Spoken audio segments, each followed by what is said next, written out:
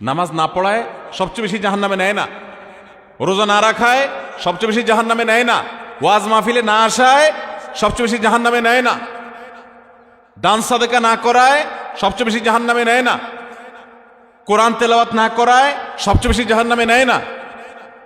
তাহলে কিসের সবচেয়ে বেশি জাহান্নামে নেয় মানুষকে? সুইলা রাসূলুল্লাহ সাল্লাল্লাহু আলাইহি সাল্লাম আন আকসারি মা ইউদখিলুন নাস আন-নার, মানুষকে সবচেয়ে বেশি জাহান্নামে নেয় কোন জিনিসে জিজ্ঞাসা করা হয়েছে। নবীজি বলেছেন দুই জিনিসে, আল ফামু ওয়াল ফারাজ, মানুষের জিহ্বা, মুখ এবং লজ্জাস্থান, এই দুইটা অঙ্গ মানুষকে সবচেয়ে বেশি জাহান্নামে নিয়ে যায়। সবচেয়ে বেশি জাহান্নামে নিবে এই দুইটা অঙ্গ। নামাজ পড়ে, দাঁড়িয়েও আছে, কিন্তু ফেসবুকে তলে তলে জেনা করে, চ্যাট করে, এটা তো জেনা। মানে সে কারোর প্রতি আসক্ত, হারাম রিলেশন হয়ে গেছে, এটা মহামারীর আকার ধারণ করে। সবচেয়ে বেশি মানুষ জাহান্নামে যাবে এই পাপের কারণে, অপরাধের কারণে। জাহান্নামে যাবেন সেটা তো আখেরাতে, দুনিয়া আপনার জীবন্ত জাহান্নাম হবে এই হারাম রিলেশনের কারণে। আমি ভালো করে সব জায়গায় বলি, নিশ্চিত করে জেনে রাখেন, হারাম রিলেশন করবেন, আপনার দাম্পত্য জীবনে সুখকে আল্লাহ তাআলা হালাল রাখবেন না, এটা আপনার জন্য হারাম হয়ে যাবে। দাম্পত্য জীবনে সুখ আপনি পাবেন না। যদি কেউ পায় বিচ্ছিন্ন ঘটনা, আল্লাহ তাআলা কিছু এক্সেপশন রাখেন, সেটা ভিন্ন কথা, তবে সাধারণত এটা হয় না। অতএব আমাদের যৌবনকে আমরা হেফাজত করবো তো ইনশাআল্লাহ। আসহাবে কাফের যুবকদের মতো আমরা আমাদের যৌবনকে হেফাজত করার জন্য সংগ্রাম করব, সংকল্প করব। সব যুবক তাদের একটা দুইটার সাথে হারাম সম্পর্ক আছে। আপনি এরকম ঢিলা যুবক হবেন না। আমি এগুলোর নাম দিয়েছি ঢিলা। ঢিলা ঢিলা বুঝেন? যেখানে যেটা দেখছে ওখানে কাইতে হয়ে গেছে, ব্যাস ওর পিছে পড়ে গেছে, এর নাম ঢিলা। আর বলিষ্ঠ মেরুদণ্ড আলা যুবক হলো যে হারাম দেখে সেটাকে না করার মতো ইমানই শক্তি রাখে। চেষ্টা করবো না ইনশাআল্লাহ? আল্লাহ আমাদের সবাইকে সেরকম ইমানই শক্তি ধারণ করার তৌফিক নসিব করুন। ভাইরা আমার, ওই যুবককে আল্লাহ তাআলা আরশের নিচে কিয়ামত দিন ছায়া দিবেন, যে যুবক কোন হারাম সম্পর্কের অফার পাওয়ার পর বলেছে, ইন্নী আখাফুল্লাহ, আমি আল্লাহকে ভয় করি, সেজন্য তোমার অফার নিতে পারলাম না। এমন এমন মানুষ ফোন করেন, এমন এমন ব্যক্তিরা ফোন করেন যে নিজের কাছে কষ্ট লাগে যে এই ফ্যামিলির সন্তান নষ্ট হয়ে গেছে। এর অন্যতম কারণ হলো বাবা মারা সময় মতো সন্তানকে বিয়ে দিচ্ছেন না।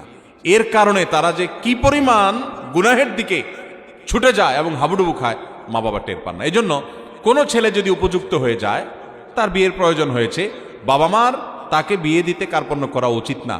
বিয়েতে কোনো সিরিয়াল রক্ষা করতে হবে এমন কোনো বাধ্যবাধকতা ইসলাম রাখে নাই। এমনকি আপনার মেয়ে বিয়ে এখনো দেন নাই, তো তাই বলে ছেলের বিয়ে আটকে রাখবেন, এটা উচিত না। তবে হ্যাঁ, এটা ঠিক যে আমাদের সামাজিক বাস্তবতায় অনেক কুলাঙ্গার ছেলে আছে যে বিয়ে করার পর সে আরো যে বোনটাকে বিয়ে দিতে হবে, বাবার সাথে হেল্প করতে হবে, এগুলো সে আর জানে না। সে এখন শুধু তার বোনিয়া ইয়ানফসি চিন্তা করে। এই জন্য বাপে চিন্তা করে বিয়ে দেওয়া মানে তো এটার হাতছাড়া করে ফেলানো, আমার বোঝাটা আমার উপরে বাড়ানো।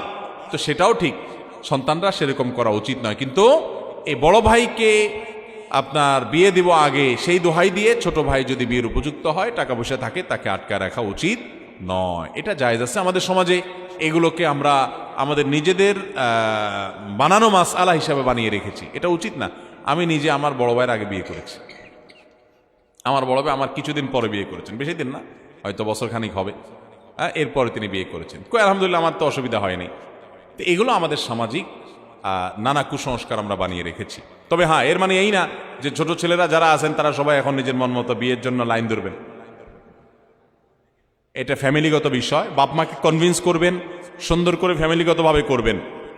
আমাদের মাসআলা শুনে হুটহাট করে সিরিয়াল ধরে নিজে নিজে বিয়ে সেরে ফেললেন, বাপ মারা জিজ্ঞাসা করলেন না, খবরদার সেটা করবেন।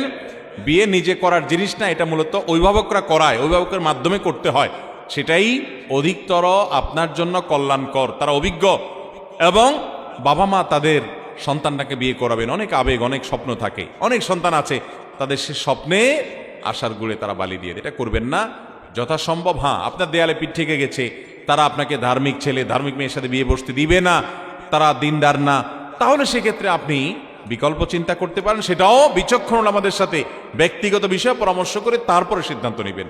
এই সাধারণ প্রশ্নোত্তর থেকে সিদ্ধান্ত নিয়ে আগাবেন না।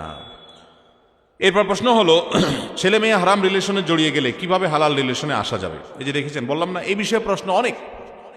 দেখুন, হারাম রিলেশনে যদি জড়িয়ে যায়, এরপরে ফিরে আসাটা খুব কঠিন, খুব কঠিন, খুব কঠিন। বহু যুবককে, বহু যুবতীকে আমি আমার অফিসে ডেকে ঘন্টাকে ঘন্টা ব্যয় করে বোঝানোর চেষ্টা করেছি।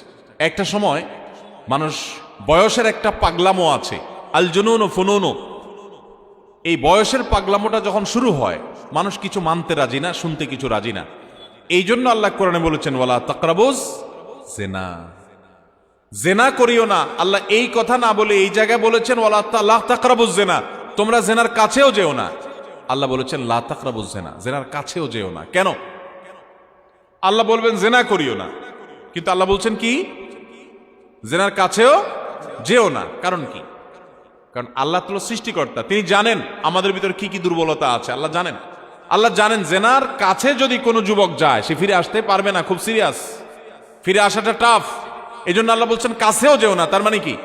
একটা মেয়ের আইডি দেখছেন ফেসবুকে, আমি এমন একটা ঘটনা জানি, মেয়ের বাবা এসে বলছেন আমাকে খুব আফসোস করে, বললেন হুজুর আমার মেয়ে ছোট মানুষ, কোন এক ছেলের পোস্টে না জানে কমেন্টে ফেসবুকে জাস্ট সে লাইক করেছে, লাইক বাটনে প্রেস করেছে, জাস্ট এতটুকু লাইক রিয়েক্ট করেছে।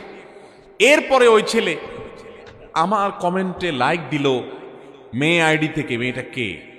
শুরু করলো তাকে খুঁজে বের করা। একটা পর্যায়ে কনভিন্স করে মেয়েকে বাগায় নিয়ে বিয়ে শাদী করে শেষ। বাপমা জানেন না, আফসোসের কথা ভাই, হাসার কথা না। মানে একটা লাইকে শুধুমাত্র লাইক বাটনে প্রেস করে সেটা কতদূর পর্যন্ত গেছে। আমরা অনেকে আমাদের সমাজে এক শ্রেণীর সুশীল আসে, সুশীল, এই সুশীল ভাইরা তারা দেখবেন বলে যে না এই হুজুরগুলার সবগুলার মনটাই নষ্ট, এই বেটাগুলার মনটাই খারাপ। তারা বলে মেয়ের দিকে তাকালে নাকি খারাপ চিন্তা আসে। কেন খারাপ চিন্তা আসবে? এরকম ফেরেশতা সুলভ কিছু সুশীল আছে না নাই আমাদের সমাজে? ওনাদের মনে কোনো খারাপ চিন্তা আসে? ওনাদের মনটা খুব পবিত্র, মনের ভিতরে কোনো খারাপ জিনিস আসে না। চিন্তা করেন ভাইরা আমার, যে বলে যে আমার মনে এরকম খারাপ কোনো চিন্তা আসে না, এই বেটা হয়